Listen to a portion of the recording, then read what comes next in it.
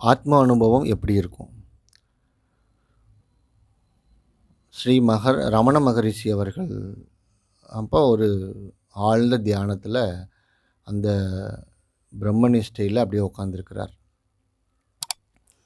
அப்போ அவர்கிட்ட சீடரா இருந்து பல உபதேசங்களை பெற்ற ஒரு பெரியவர் என்ன பண்றாரு, தொடர்ந்து ரமண மகரிஷியோட ஆசிரமத்துக்கு வருவார், இருப்பார், தியானம் பண்ணுவார்.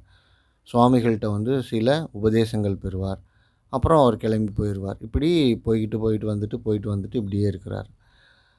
ஒரு நாள் அவருக்கு ஒரு பயங்கரமான உள்ளூர ஒரு ஒரு ஆழ்ந்த மகிழ்ச்சி நிலை ஒரு மாதிரி இருக்குது. அது எப்படி அவர்னால சொல்லணும்னு தெரியல. அது என்ன உணர்வு அப்படின்னு அவர்னால சொல்ல முடியல.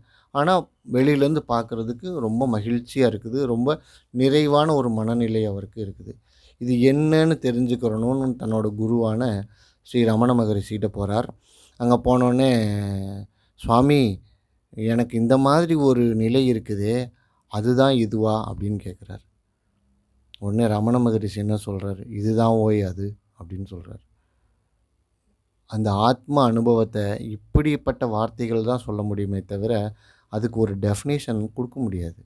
காரணம் அது உணர மட்டுமே கூடிய பொருள். உணர மட்டுமே கூடிய ஒரு சைத்தன்யம்.